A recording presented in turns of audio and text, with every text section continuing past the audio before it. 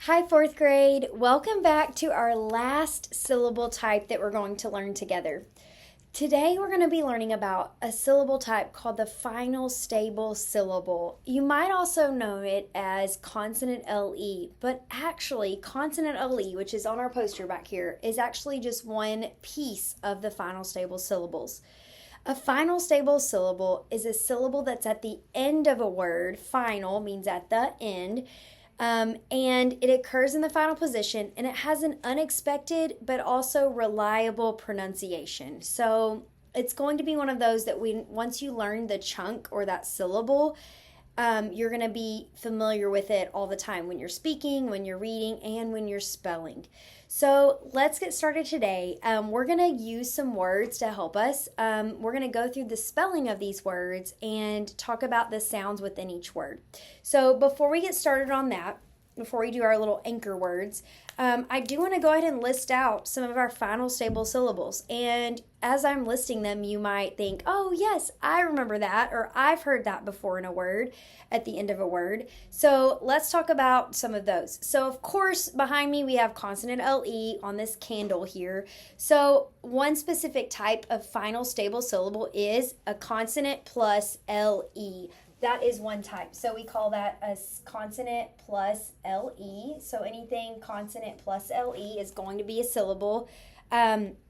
Like baffle, candle. So they all make their own syllable. Another final stable syllable is ION. Okay, un. We have shun, TION. We have jeune, SION. Okay, we have chur, like adventure, TURE. And then we have udge, like baggage, AGE. Okay, so these are some of our final stable syllables. Remember, it's final means at the end. Stable is going to make that reliable sound, and syllable makes that one chunk or one sound when I'm chopping out my words to spell. So let's start off with a word that you might like this food, a noodle. So maybe you like noodles in your pasta, noodle. So when I'm writing the word noodle, I want to make sure I don't miss any sounds in my word. So first thing I'm going to do is I'm going to chop out the word I know. Say it first, chop it out, and then stretch through each sound when I'm chopping it. Noodle, dull, noodle. Okay. Ooh, the first two sounds I hear in the first syllable, new. Ooh, I actually hear the O digraph. Two letters put together that make the one sound. O, new. It makes the long U sound. Noodle. Oh, there we go. There's our consonant LE sound there. Dull, d. I hear DL, but it's that consonant LE syllable, DLE. Every single time that you have consonant L, it's going to always have an E. Kind of like when we learned about our CVCE, and that sneaky E is always at the end because we knew we had a long vowel. Kind of the same thing. It sticks together. Always, always, always. Noodle, DLE, noodle. If I broke apart my syllables, noodle, right there. Okay, let's do another one. I need to go take out the garbage. Okay, I'm going to chop it out first. Garbage. Gar. Oh, this sounds like R controlled syllable type, which we just learned last week. Gar, R. Okay, thinking back to my R-controlled vowels, a vowel that followed by an R, and the R kind of controls that vowel and makes it have a different sound. G-R, G-A-R, garbage. Okay, here is a final stable syllable sound. Bidge. B. Garbage. It sounds like an I vowel, but actually it's this right here, A-G-E, garbage, A-G-E. Okay, think about what we already know. Think about what we know about our vowel sounds. Sometimes they can flex to make the schwa sound. So think about how we've talked about words like away or around and how the A can make an or an I sound. So that's exactly what's happening here with garbage. This chunk right here, this final stable syllable, idge, it sounds like the I sound, the schwa sound, but it's really A-G-E. So again, like we talked about, a final stable syllable, it's going to have that concrete, that reliable pronunciation. So once you memorize that those three letters say idge at the end of a word, that's going to help you when you're spelling. Okay, so here we go. Garbage, garbage. All right, because again, if I were to spell garbage, how it really sounds, it would look like this. G-R-B-I-G, like that. Does that look right? No, that does not look right.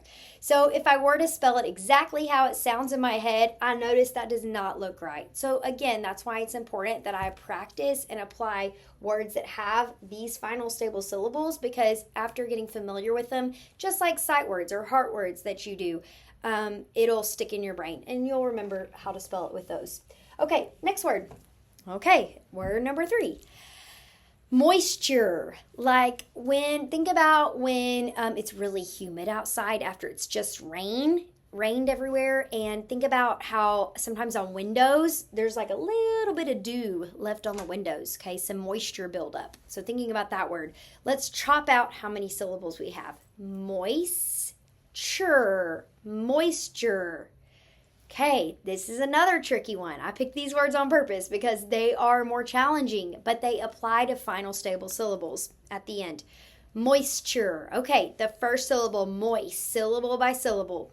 Oi. Okay, let's do our first sound.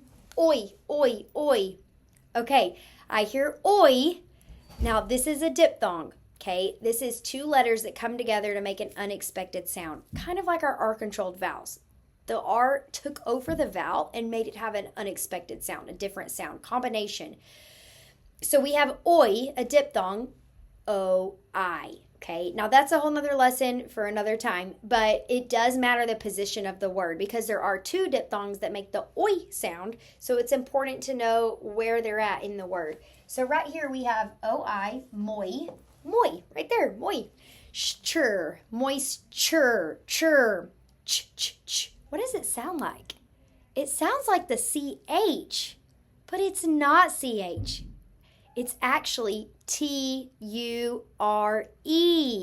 So this is a final stable syllable that is very odd, very strange. But again, once I have practiced using these in my spelling over and over, and I get used to spelling it and knowing that those combination of letters make that sound, then I'm going to be awesome at spelling and reading it and feel great about it.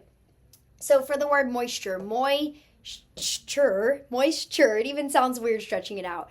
But I'm really picking apart, I'm analyzing my spelling and not just, guessing at letters. Moisture, T-U-R-E, says chur, okay? T-U-R-E. Again, if I wanted to try it out and I wanted to try out how it really sounds, I could.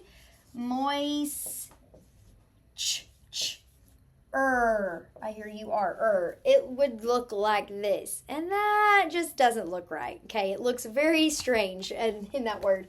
So that is how phonetically how it sounds, but that's not actually the chunk of syllable that I need there. Okay, moisture. Moisture. Oh, and I forgot my S. Oh my goodness. Moisture. T-U-R-E. Oh goodness. I'm over here doing it without the S. Okay. Moisture. There we go. Got it better now. Okay. Whoops. Oh goodness. Okay. There we go. Moisture. I didn't even stretch out the rest of that syllable. Okay. And the last word I want to do. Okay. This word, I really like this one. It's a larger multisyllabic word.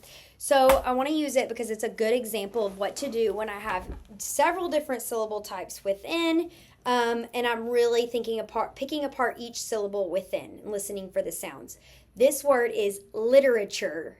So maybe I'm studying a certain type of literature or historical literature, learning about the presidents or whatever that might be. So let's do the word literature. lit, a, chur, literature. A big word. With these large multisyllabic words, it's really easy just to start writing letters and sounds that I hear in my head. But what's really important is that I stop, I go, and I chop out every syllable because I don't want to miss any letters or sounds that might be in there, because then when I reread what I just wrote, I might be a little confused and not know what I wrote. So let's do that together. Okay, literature, literature. The first one, lit, it, lit, it. Okay, looky there. A consonant, vowel, consonant, closed syllable, which we did a long time ago. Lit, okay, Think about our R-controlled vowels. Which one says Well, 3 of them do. I-R, E-R, U-R. Now, the most common R-controlled vowel you're going to see is E-R. So we're going to try that one first. If it doesn't look right, then we might try one of our other sounds that also says the sound. Okay, but we're going to try E-R. And that is correct. Lit, It sounds like you, but think about that schwa sound we've talked about. It's actually an A that's making the sound. Lit, chur. What syllable pattern did we just talk about that also makes the chur sound? It sounds like ch, like CH, but it's actually T-U-R-E. Lit, chur. Right there. Okay. Now we just spelled a 4-syllable word. Do you see why it's so important that I went syllable by syllable and then inside of the syllable sound by sound? Because without doing that, I wouldn't have recognized all these little things, like how this could have been I-R or U-R. But I had to think back to what letters make those sounds. So I went through each little piece here. Let's do one more that we didn't touch on. That's one of our final stable syllables over here. But this time, I want you to do it. So if you have a whiteboard or whatever you have, I want you to get it out. And we're going to do this word together. We're going to do the word version. Because sometimes, I'm thinking of a real world example, sometimes with like phones or computers or programs, there's a different version that just came out. So that's a word we could use every day. Version. Version. Okay, we chopped it out. Think about ver. What do you hear first? V. So most commonly we know that there's going to be E-R. Jeune. Which one of these says jeune? S-I-O-N. Okay, so if I were to write the word version, let's check it. Here we go. Let's see. Version. Jeune. S-I-O-N. Wow. So knowing that S-I-O-N says jeune, has like little tickly sound, almost a Z-H sound. That's going to be helpful for me as I practice spelling. So this week, as you're working on your spelling, think about if they have any final stable syllables at the end. Okay, so a syllable as a sound on its own. It's going to have this at the end of a word. Final means at the end. Stable syllable, it's a position. It's going to have, a reliable pronunciation. So always going to make that sound. And as you get in your head, okay, this says shun, jeune, chur, and udge. Those chunks are going to start, you're going to remember, okay, that's what that says, and then it will apply in your spelling. All right, can't wait to see you guys in your spelling.